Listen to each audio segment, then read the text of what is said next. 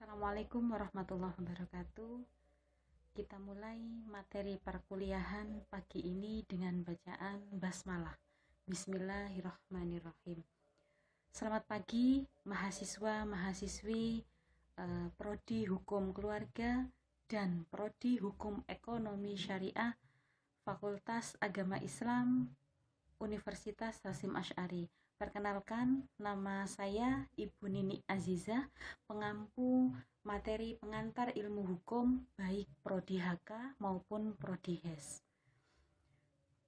Semoga perkuliahan kita bisa maksimal, bisa barokah, dan seluruh mahasiswa dalam keadaan sehat dan tetap semangat di tengah-tengah pandemi COVID.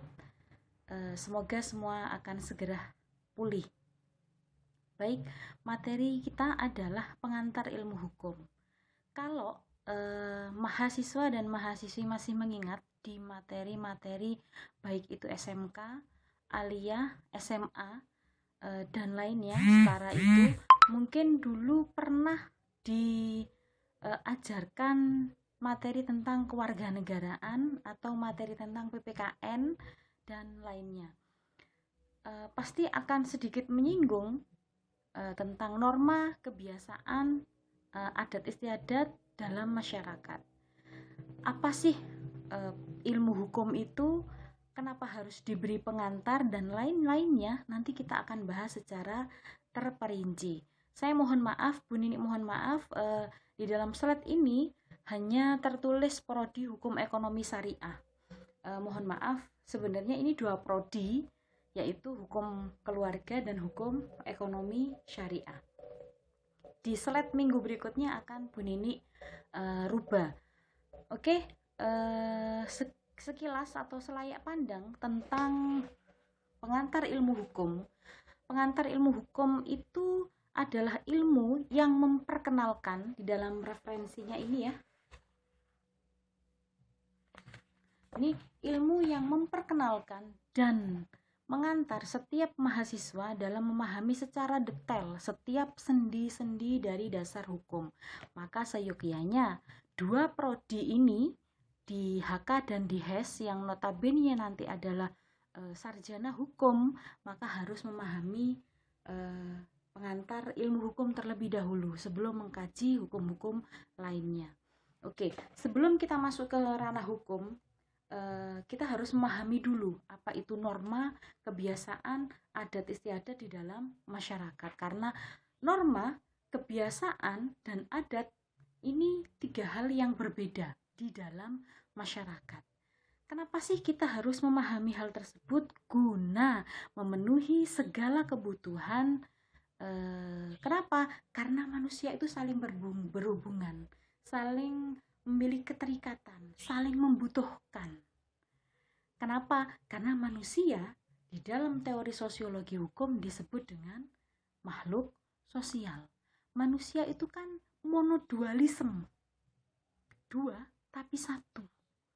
Artinya apa? Manusia selalu memiliki naluri dasar untuk bergaul dan berkumpul dengan manusia lainnya.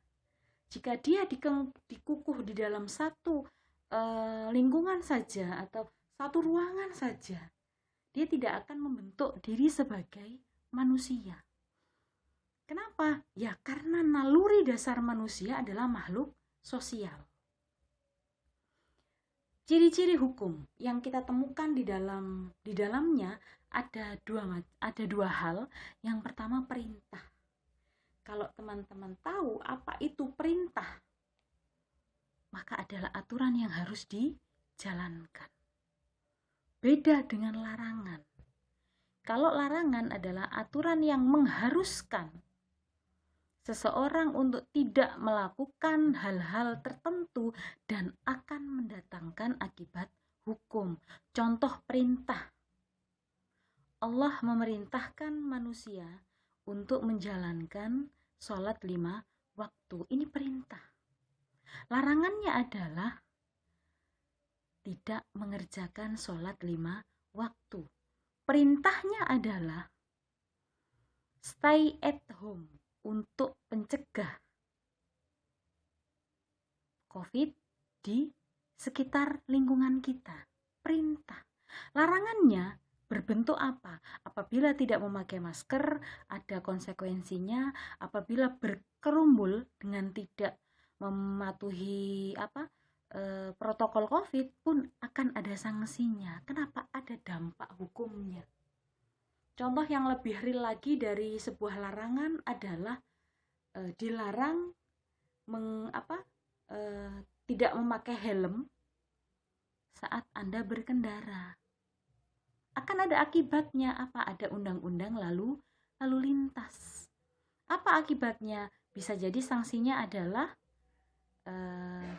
di tempat, bisa jadi di pengadilan hanya karena melanggar larangan lalu lintas. Ini ciri hukum. Maka kalau ada dua hal ini, ada perintah dan larangan, maka disebut hukum. Oh Bu, berarti hukum itu di mana saja? Iya.